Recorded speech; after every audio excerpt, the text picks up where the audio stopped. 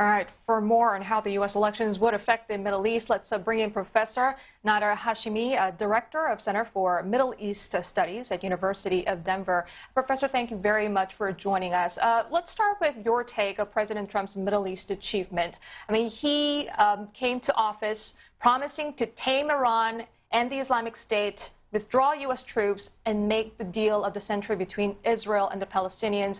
Has he delivered on his promises, and how much impact has his first term in office had in altering the geopolitics of the Middle East? Well, I think there's very few achievements that President Trump can point to. On Iran, for example, he's imposed, very heavy sanctions. He's tried to effectively cripple the regime, but Iran still has considerable staying power, both within its own territory, and it's still very much involved in various countries around the world. There's no indication that Iran is going to change its behavior and come to the bargaining table on bended knee, as Trump would like to see. With respect to Israel and the Palestinians, well, there's obviously no peace agreement there. And the so-called Abraham Accords between Israel and the United Arab Emirates is mostly propaganda. It's an agreement between a set of very ghastly characters in the Middle East. Benjamin Netanyahu, who's basically a neo-fascist, Israeli prime minister, and two Arab dictators. With the notorious figure of the Saudi crown prince, Mohammed bin Salman, sort of playing a key role in the background, bringing these sides together. So that's not a deal that I think is going to stand the test of time, largely because it's a deal that ignores the core aspirations of the people of the Middle East, which is for good governance, for democracy, for freedom, for self-determination. And so none of those things are on the agenda of the Trump administration. And so while the Trump administration is, for example, celebrating this deal between Israel and two Arab states as, quote, a historic breakthrough, the IMF just issued a forecast a couple of days ago saying that the region is headed for disaster and many fragile states will fall into turmoil and chaos given the consequences of the expanding economic, social, and political crisis that is tearing the region apart. Right. So, there's very few victories here that Trump can point to. Professor Hashemi, if you look at the Trump administration's foreign policy objectives, and I want to touch on the Abraham Accords in more detail, do you get the impression that it's extremely one-sided for the Israelis and more divisive than unifying? Because, I mean, look at what the U.S. did, moving their embassy to Tel Aviv and recognizing Tel Aviv as the capital. And is Trump being tugged in the direction of the powerful policy lobbyists in Washington, in influencing his decisions there? And what will be the long-term cost of that strategy for the next administration that inherits this?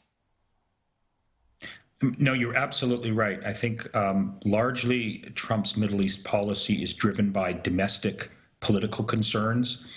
We're about 13 days away from a presidential election, and Trump is hoping to, amplify his pro-Israel credentials by getting evangelical Christians who are very pro-Israel to support him, to come out and vote, but also appealing to, right-wing, pro-Israel forces in the United States to support Donald Trump as well. Just to give you an example of how extreme Donald Trump is with respect to the question of Israel and the question of Palestine. Just before this interview, I read in the Washington Post that the Trump administration is about to announce that Amnesty International, Human Rights Watch, and Oxfam will be designated as anti-Semitic organizations because they attempt to hold Israel to an international standard for human rights accountability. That's how extreme this organization is. When you start labeling Amnesty International as, quote, an anti-Semitic organization, you're clearly operating in a different moral universe. But Professor, the reality is, Mr. Biden doesn't exactly hold a perfect, foreign policy record himself in the Middle East. In fact, former Secretary of Defense Robert Gates claimed that Mr. Biden was wrong on nearly every major foreign policy and national security issue over the past 4 decades. And this, of course, is including the voting for the 2003 Iraq invasions and overseeing the withdrawal of the U.S. troops from there in 2011, which ultimately opened the way for the rise of ISIS. I mean, is it realistic to expect a Biden administration to improve U.S. Middle East policy outcomes? That's a great question. I've just written a piece on this that people can access for a longer answer on my website. The short answer is I think if President Biden becomes president, we'll basically go back to the period of the Obama administration, which means on the question of Israel and Palestine, there will be no major shifts. The Biden administration will accept the decisions that the Trump administration has made on the question of Israel-Palestine. There will be no attempt to reverse those decisions. There will be perhaps some rhetorical criticism of Israeli settlement activity and treatment of the Palestinians, but there will be no serious shift in policy with respect to Israel and Palestine. The biggest difference, I think, between Joe Biden and Donald Trump on the Middle East will be Iran policy. We can expect a Joe Biden administration. He's actually on record of saying that he will want to return to the Iran nuclear agreement known as the JCPOA and try and shift U.S. policy toward Iran in a very different direction. So that's where I think the biggest change will be.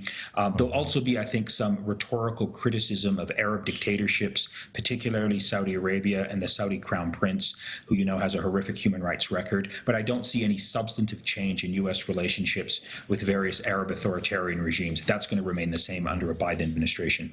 Professor Hashemi, in light of the latest, press conference from the FBI today, do you think that would be politically expedient for rival Joe Biden to be warming up to Iran right now when the FBI have singled them out as, meddling in terms of the U.S. election process there, and also naming Russia, but saying that they've been less active this time around? I don't think it's going to be a game changer. I mean, Iran is effectively public enemy #1 in the United States, and it was public enemy #1 in the United States when the Obama-Biden administration pursued negotiations with Iran to deal with its nuclear program, and it had to justify dealing with Iran over a whole set of activities that Iran was responsible for in the Middle East, and the Biden administration, the Obama-Biden administration, put up, I think, a very robust and convincing set of arguments as to why negotiating with Iran was in the national interest of the United States, was in the interests of international peace and security. So I don't think this recent announcement about Iran meddling in American elections, which I think is really exaggerated. I think, Iran is a very weak power at this moment. I think Russia is much more guilty here. So I don't think the announcement today by the FBI director is going to in any way change the plan of the Biden administration to pursue negotiations with Iran and sign back onto the nuclear agreement. Well, it's good to get to the bottom of that with that latest announcement as well. Thank you so much. That was Professor Nader Hashemi, Director of Center for Middle East Studies at the University of Denver.